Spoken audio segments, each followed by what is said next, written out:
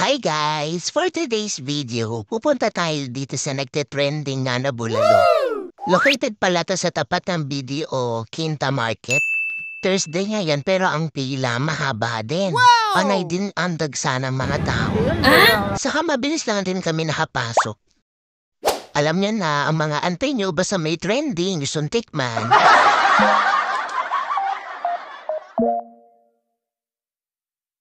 So meron po silang bulalo para sa mga single dyan, 130 pesos. Meron din para silang bulalord para sa mga taken na for only 250 pesos. Meron din para silang bulalo Pro Max kung wala naman jowa, pamilya mo na dali mo dito for only 480 pesos. Nice! Nasa pila pa nga lang kami, amoy na amoy na namin yung sabao. Ay naku, nakakatakam talaga. Nice! Dahil nag-trending tong bulalo, pwede ba naman kaming babitin? Siyempre ang na-order na namin yung bulalo Pro Max. Tingnan nyo naman, maaari, kala mo apat kami, dalawa lang po kami dyan.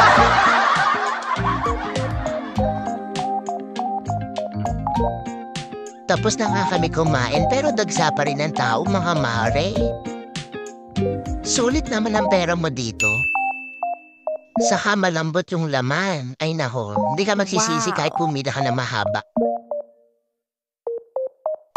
Nag-take out pala kami ng isang bulalo Pro Max para sa family. O diba? Tignan nyo naman mga Mars o. Pro Max yan pero dalawang lalagyan. Naayos talaga nila. Wow!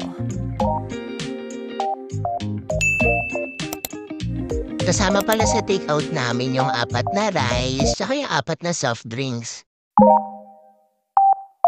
Nice!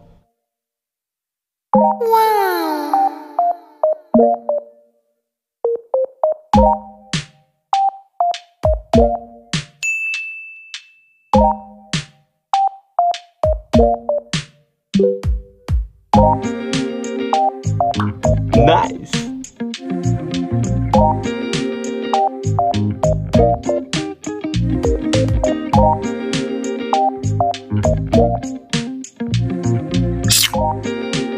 Hindi tinipid sa sabaw, diba?